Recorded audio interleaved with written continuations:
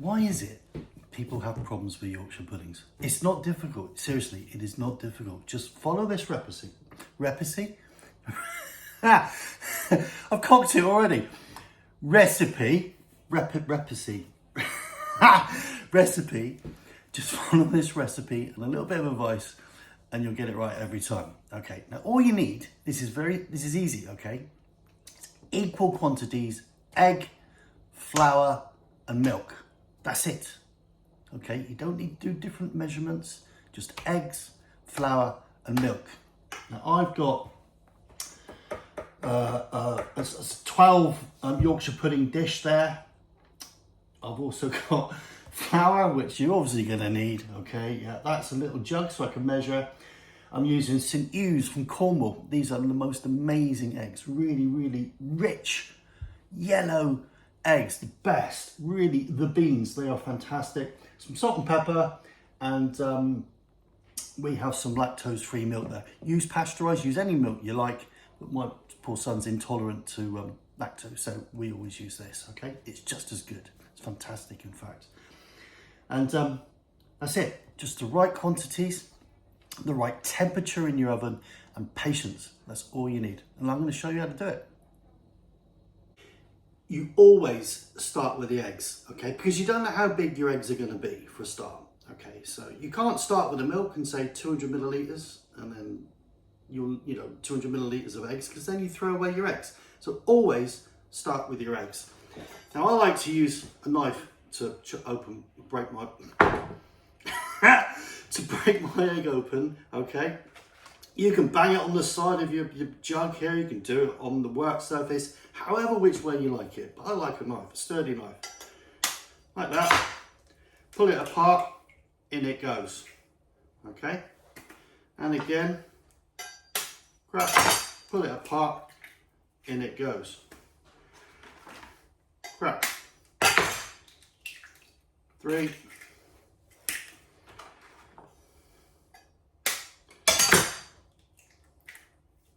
4.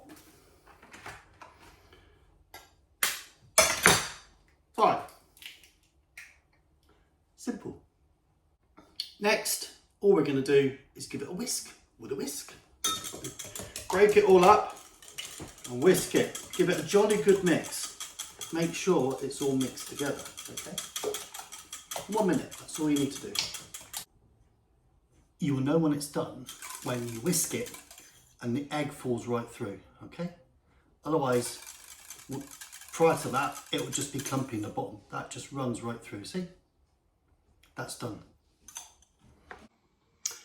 Make sure when you measure your eggs, your jug is level, and you can see that there is bang on 250 millilitres, okay? Bang on 250 millilitres. Pour it into a mixing bowl, like so. You can see how well that is mixed. Right, I've washed and dried my jug. Now I'm going to put in 250 grams, or 250 millilitres, it's the same thing, into my jug. Try my best not to get it everywhere. Right.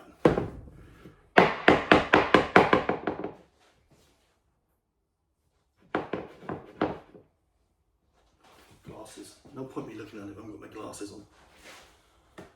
Right, that's a dash over.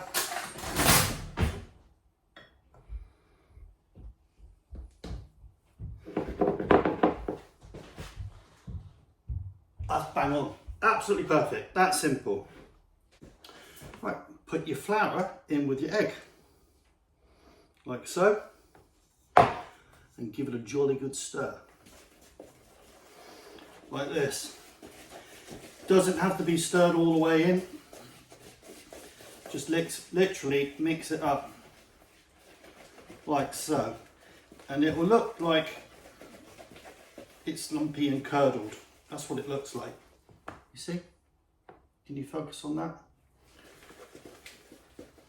Now, all we need is 250 millilitres of milk. And let's see if we can do this without cutting. I reckon so, if I can find my glasses. There we go.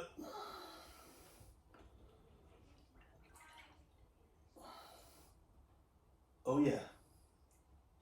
Perfect.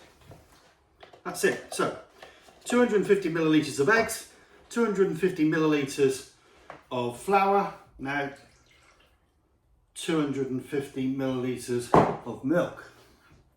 Give it a jolly, that was a mixture of jolly and give it a jolly good stir. And I'm going to use a whisk. One of my favourite things. Mix it all in, grab it off the sides. And it will become quite runny, but that's what you want. You want it to be runny, okay? It's not meant to be thick. Right, see that's coming together now. You see how easy that is mixing? That's come together.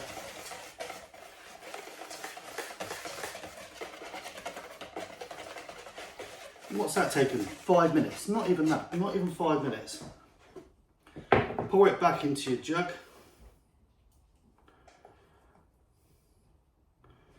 Like so. I'm glad that actually went in there. Now, you know I said right in the introduction about patience. You have to let this sit or rest in the fridge minimum of an hour, okay? An hour's fine, absolutely fine, but it has to settle in. The flour has to start doing its bits and pieces. They have to become married together and getting to know each other, if you know what I mean. That's all we need to do. Be patient, put it in the fridge, leave it for an hour, 2 hours, 3 hours, overnight. It's up to you. Right, the batter mixture has had a good 5.5 hours now, okay? So all we're going to do now is get the muffin tray or the tea cake tray or your Yorkshire pudding tray and put some fat in the bottom. Now you can use oil, you can use beef dripping, which is what I'm using, which is beef tallow, I think, if you're in America. You can use lard, whatever fat, whichever fat you want, as long as it's not overpowering, okay? And it needs to be able to go up to a really high temperature. So we're just going to fill these bits in here. Don't overfill them because you don't want your Yorkshire pudding to be soggy. If you overfill it, you won't, you'll get a soggy bottom, okay? So what I'll do is I'll fill this up and then I'll put it in the oven for it to get really piping hot. I'll put the oven on at 220 and so once that gets up to temperature, I'll come back to you. Right, my batter has now had a good 5 hours worth of marrying itself up together and it's ready to go. We have salt and pepper. Never ever put salt in with eggs prior to actually putting it into the oven. So don't put it in before you put it into the fridge because all salt does is break down the consistency of eggs. It's no good for the eggs at all. So now is the time to season. So I'm going to season this up. We'll put a fair bit of salt, a fair bit of pepper. Give that a jolly good stir, like so. And there we go. And now, we'll do this in real time with piping hot beef fat. Let's move that here. That. Don't need that anymore, do I? This here is going to be really hot. Oh, that's right into my eyes. Okay. This will sizzle, hopefully. Oh yeah.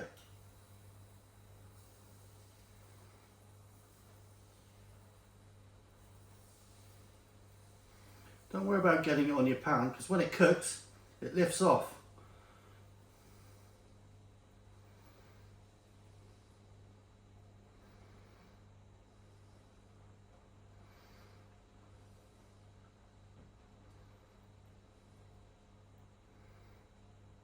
Right. let's put a bit more in there.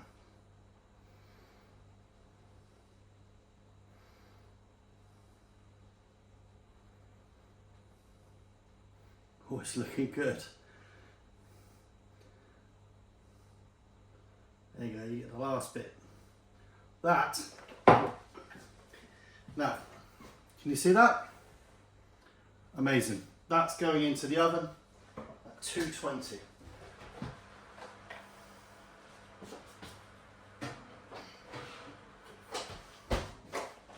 Yes. I'll show you it in 10 minutes time, okay, and you'll see what's happened in 10 minutes. Sneaky peek at 5 minutes. It's just starting to lift up around the edges. Look, can you see the fat boiling? Yeah, bubbling. Looking good. Can't help but show you, but we're 7 minutes in. And look at that. 10 minutes. Right, it is now 20 minutes. This part is really serious. I mean, just look how much they have risen. They're just starting to brown off on the top, okay? So I'm gonna turn the oven down slightly, down to about 190, okay?